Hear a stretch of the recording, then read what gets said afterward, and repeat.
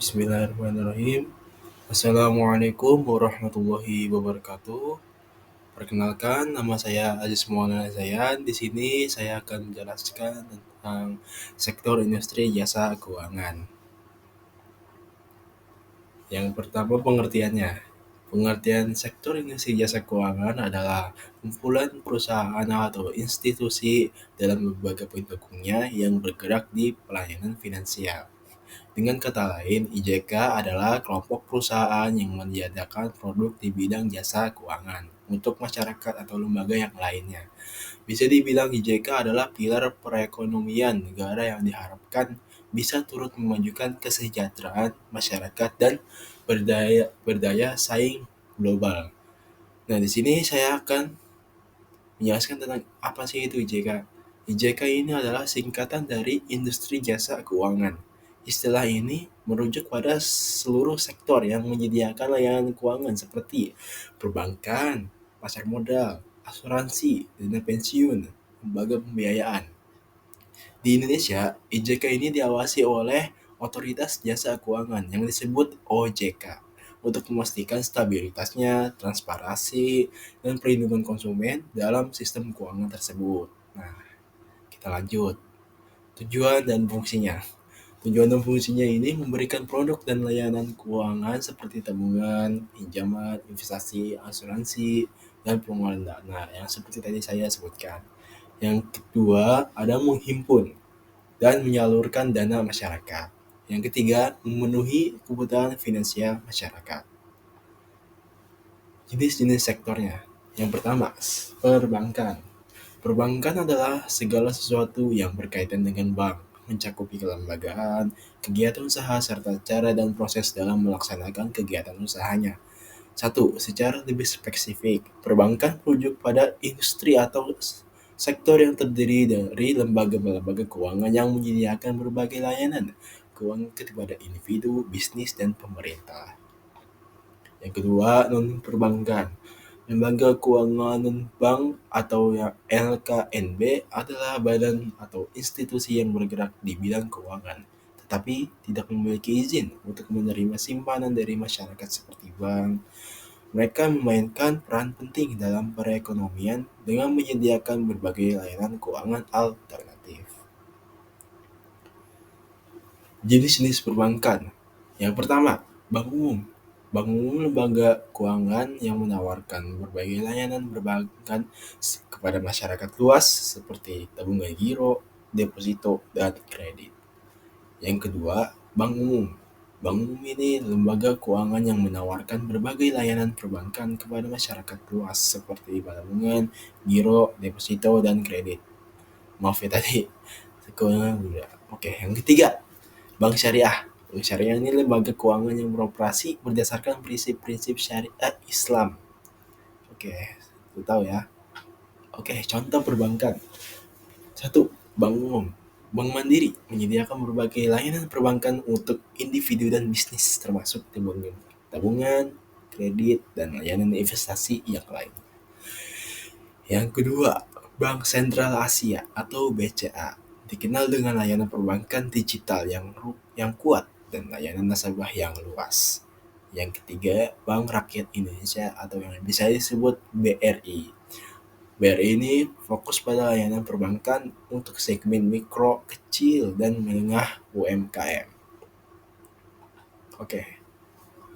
Yang kedua, Bank Perakhiran Rakyat atau BPR. BPR di berbagai daerah yang melayani kebutuhan keuangan masyarakat lokal dengan layanan yang lebih personal. Yang ketiga, Bank Syariah. Bank Syariah Indonesia atau BSI merupakan bank syariah terbesar di Indonesia yang menyediakan layanan perbankan sesuai prinsip syariah. Oke, jenis-jenis non-perbankan.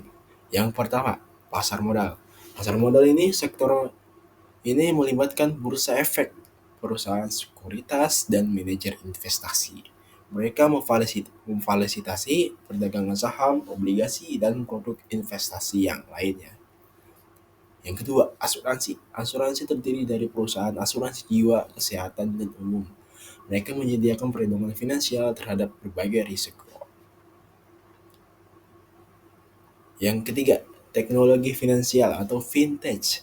Perusahaan-perusahaan ini memanfaatkan teknologi untuk inovasi dalam layanan keuangan. Jadi fintech ini kayak aplikasi keuangan gitu seperti GoPay, Oppo, dan sejenisnya. Oke, lanjut.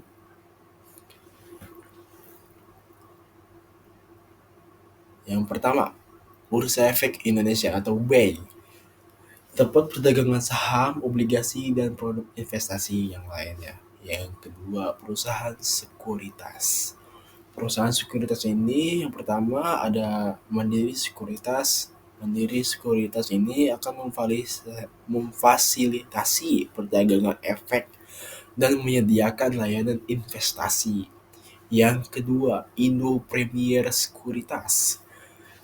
Indo Premier Sekuritas ini perusahaan sekuritas yang menyediakan layanan perdagangan saham dan investasi online. Yang ketiga, manajer investasi. PT Dana Raksa Investment Management ini mengelola berbagai reksadana dan produk investasi yang lainnya. Oke, contoh asuransi. Yang pertama, asuransi jiwa. Prudential Indonesia menyediakan produk asuransi jiwa dan kesehatan. AIA Indonesia, perusahaan asuransi jiwa yang menawarkan berbagai produk perlindungan dan investasi. Yang kedua, asuransi kesehatan. BPJS Kesehatan, program asuransi kesehatan nasional yang dikelola oleh pemerintah. Yang ketiga, asuransi umum. Jasa Raharja. Jasa Raharja menyediakan asuransi kecelakaan lalu lintas. Oke, contoh teknologi finansial vintage. Yang pertama, pembayaran digital. Nah, seperti yang saya sebutkan tadi ya, GoPay, OVO, dan lain. Kita akan sebutkan satu persatu ini ya. GoPay. GoPay ini platform pembayaran digital yang terintegritas dengan ekosistem Gojek. Yang kedua, OVO. Platform pembayaran digital dengan berbagai layanan keuangan. Yang ketiga, Dana. Aplikasi dompet digital untuk berbagai transaksi. Oke. Yang kedua, pinjaman online. Oke, yang pertama nih, Kredivo. Oke, Kredivo. Platform yang menyediakan layanan kredit instan. Yang kedua, Kulaku. Platform kredit digital yang menawarkan layanan cicilan. Yang ketiga, investasi otomatis. Yang pertama, Bibit. Aplikasi investasi reksadana dengan fitur otomatisasi. Oke, maaf. Yang kedua, Ajaib. Aplikasi investasi saham dan reksadana untuk pemula. Oke, cukup sekian penjelasan dari saya. Ini maaf.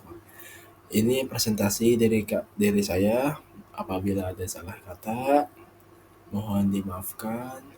Kurang lebihnya mohon maaf. Wabillahi taufiq wal hidayah. Wassalamualaikum warahmatullahi wabarakatuh. Audio Jungle.